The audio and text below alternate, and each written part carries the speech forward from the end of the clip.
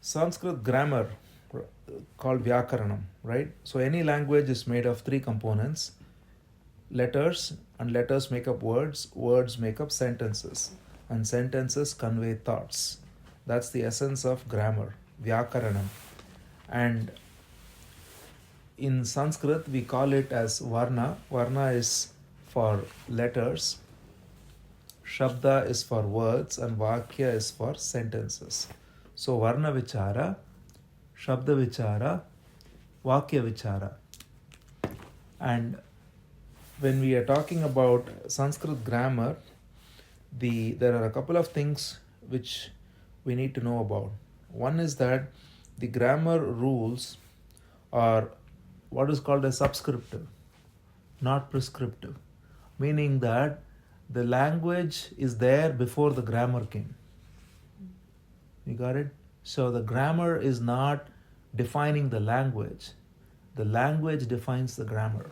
So the language is there first, and the grammar rules were codified by Panini to capture the language. So there will be exceptions, and those exceptions are also captured through various rules and so on and so forth. Okay, so that's the essence of the Sanskrit grammar, or probably for that matter any grammar, but definitely Sanskrit grammar. Now in grammar, as we said, there is three things: Varna Vichara, Shabda Vichara, Vakya Vichara.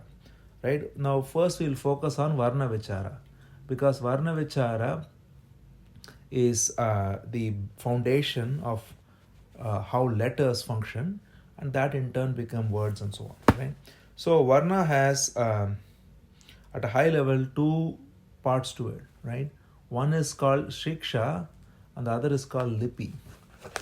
Shiksha means the sound or the pronunciation, and Lipi means the script, right? How we write it. So Lipi is the Devanagari, what we use normally, and of course there is also a Roman transliteration that we can use, and Shiksha is how we pronounce, right? So very quickly, if you look at the letters, we all know the letters are made of two main components, right? One is called the vowels, Swara, and the other is called consonants, which is Vyanjana. Swaras are, as we know, but to reiterate, A, I, U, R, A, I, O, Au. So these are the various swaras, and in this, the important thing to remember is, or to notice is, there are something called simple vowels and something called diphthongs. So simple vowels are vowels made of only one sound. So that is A, I, U, R. And then A, I, O, Au are called diphthongs because they use two parts of the mouth to enunciate. And that brings up the other question of what are the various parts of the mouth.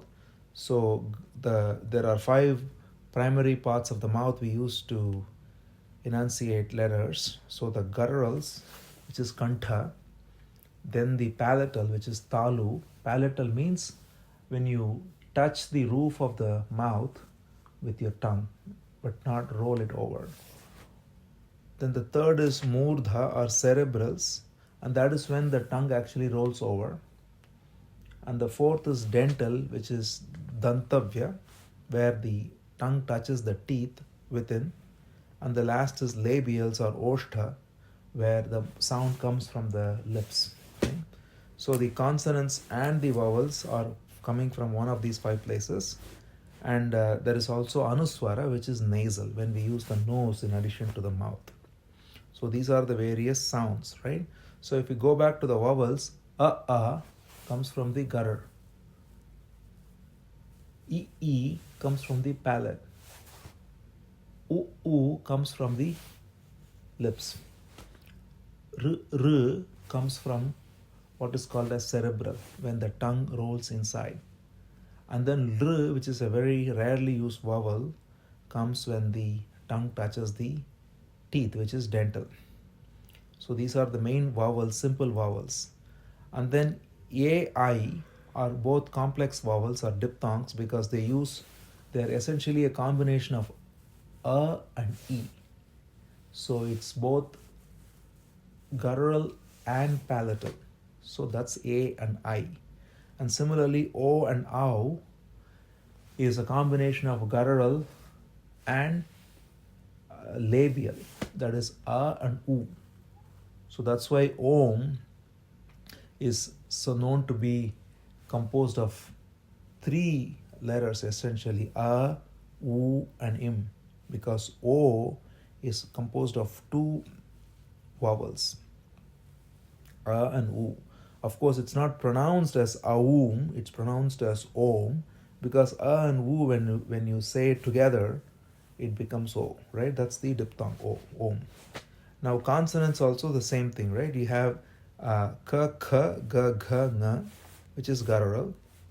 Palatal is Ch, Ch, J, J, Ñ, which is where we touch the roof with the tongue. Cerebrals is T, T, D, D, N, which is when the tongue bends over, rolls over. Dentals are Dantavya is Ta, Tha, Da, Dha, Na. And then the labials are Oshta is Pa, Pa, Ba, Bha, Ma. Right? Then there is something called semivowels. Right? Semivowels are Ya, Ra, La, Va. They in turn are from four different sthanas or positions. Ya is palatal, Ra is cerebral, La is dental, and Va is dental and labial together, right? And then there is something called sibilance, which is sh, sa. So sh, as in Shiva, is palatal. When you just touch the tongue with your, touch the roof of the mouth with your tongue. Whereas sh, which is the sound in Krishna, which many people pronounce similar to Shiva, but it's not right because it's a different sh, and that is when you roll the tongue inwardly. Sh. So Krishna, right? Sh. Shanmukha, like that. And then dental is sa, which is easy. Sa, as in Sandhi, for example. Sa. And then there is an aspirated sound called ha, which is like the English letter H, which is ha, which is also guttural, which comes from the kantha or guttural. So this is with the letters and the lipi, right? I mean, you're not going through how to write because that's a different thing and most people know that. So then comes the shiksha, right? Shiksha means pronunciation, right? And in pronunciation there are essentially 6 aspects of pronunciation, right? One is which we talked about, which is varna, which is swara or vyanjana. So swara or vyanjana means again because the sound, the shiksha, the pronunciation is different for swara and vyanjana, and so one has to, this is why the pronunciation is very important.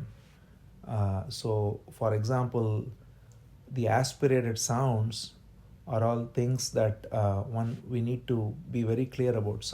So if you take any varga, so ka varga is there, right? Ka, kha, ga, gha, nga. Do you know how to pronounce the kha and the gha?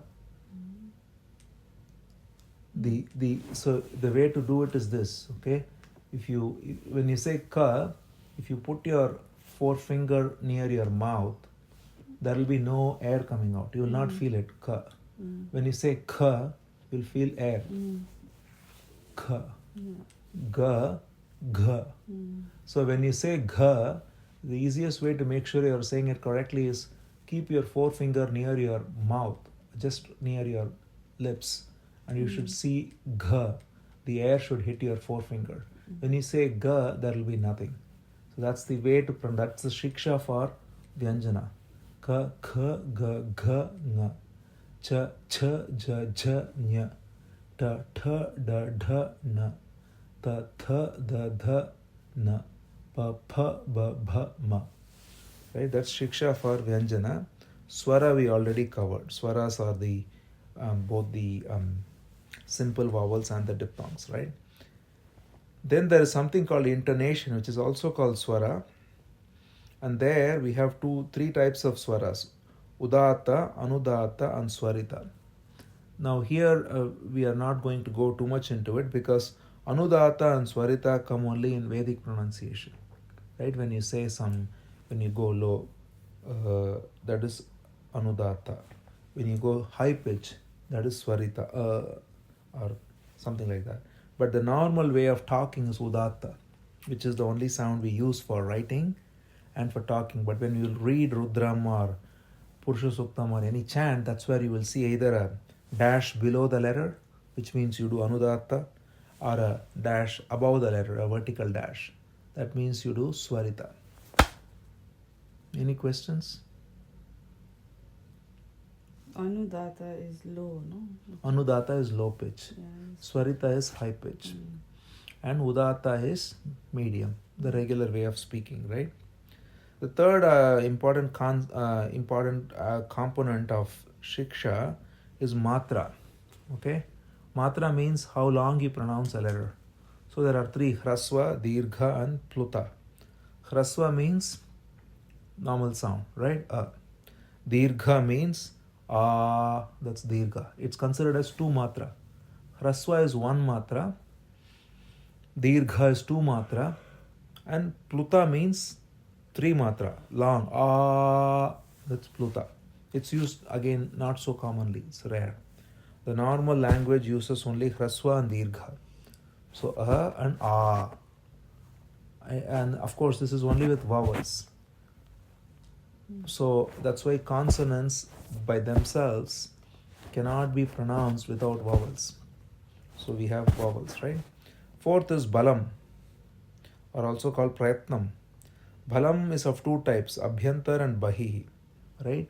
Abhyantar means internal effort, and Bahihi means external effort. Now when it comes to internal effort, there are many aspects of it, but we don't have to go into it right now because it corresponds to sthana and all that. Which ones you open the mouth, which one you touch it, which ones when we open lightly, which one when we are constricting the mouth as we say it, and where we use the breath, and that kind of a thing is what is internal effort. And external effort is how much air we give. So that is Alpa Prana and Mahaprana. That is the main thing which we use, as we just said, right? Kha. That's external effort. Alpa Prana, Mahaprana.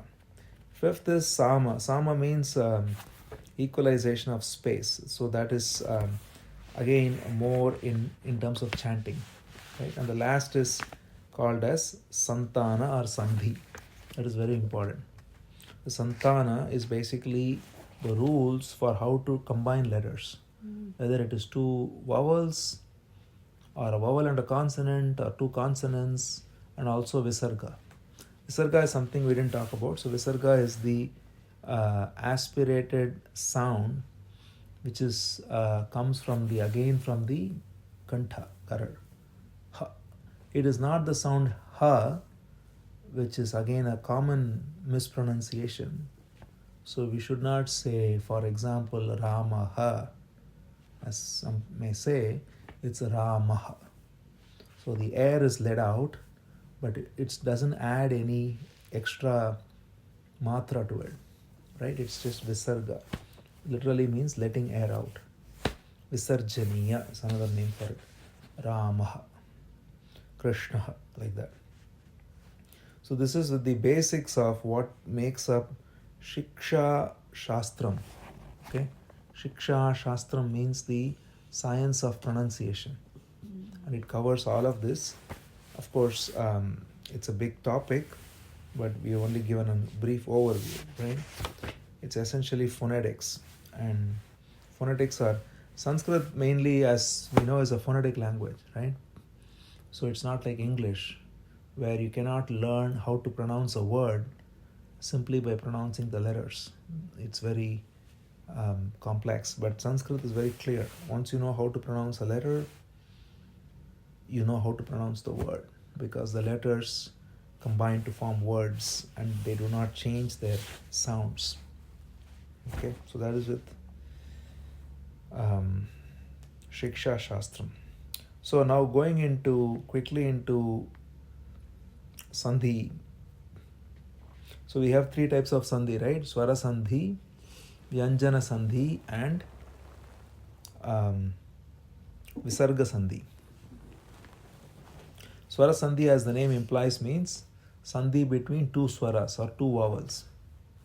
And Vyanjana Sandhi means Sandhi between two Vyanjanas, two consonants. And third is Visarga Sandhi, means Sandhi between Visarga and vowel or consonant. What? Visarga Sandhi. What is that? Visarga Sandhi is when there is a Visarga. Visarga is always preceded by a vowel, but it can be followed by either a vowel or a consonant. Okay? So when a Visarga is preceded by a vowel, which it always is, and it's followed by either a vowel or a consonant, then there are some rules to define how to pronounce them together. So this is the third part of the Varna. What is this? No, the third part of Sandhi. No, not third part of here. Varna. No. Third part of Sandhi. Inside Santana, the last one, this is Santana, which is Sandhi. There are three types of Sandhi. Swara Sandhi, Vyanjana Sandhi, and Visarga Sandhi.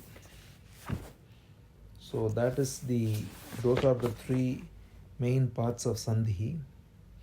And there are many rules, because the idea is that when two letters combine, Panini defines it as Mukha Sukharte, or essentially for ease of the pronunciation, right? So when you say two letters together, like we already saw, one example of a Sandhi is the sound A, right? It's A and E become A, or A and U becomes O. That's an example of a Sandhi. There are many such Sandhi rules for governing how two vowels combine, how two consonants combine, and of course how when vowels and consonants combine, that's already part of the letter. Like ka, ki, ku, all that. There is no complex rule. It's very straightforward. But when two vowels combine or when two consonants combine, there are cases where there are some interesting sandhis that come about to make the pronunciation roll easily. So that is with sandhi. And later we will of course go into, to finish the overview before we go into sandhi, the other two aspects we said in addition to varna vichara are shabda vichara and vakya vichara, right? Shabda vichara is essentially of there are four types of shabda in Sanskrit. They are called as akhyata, then nama, upasarga, and nipata, right? So the main are of course akhyata and nama. Akhyata essentially means all the verbs, and nama is all the nouns. Okay, and upasarga is all the prefixes and so on, and nipata is something we'll look into later. So, but the main focus of a language, of course, is nouns and verbs, right? So those are akhyata and nama, and then vakya vichara is essentially just combination of words. So we don't have to. That is something that when we understand the structure of words, then naturally the structure of a sentence is understood, because the meaning is derived in words, and essentially it's a way to communicate thoughts through arranging words, which is what sentences are, right? So vakya vichara is a natural byproduct of shabda vichara, and shabda vichara requires varna vichara, because once we know the letters, we know how they combine to form words, so we know how to pronounce them first, and then we go into the meanings of the words and how the words are formed using the letters. And once we understand the words, the science behind words, then the language opens up fully. That is the essence of the grammar at a very high level, the three main components.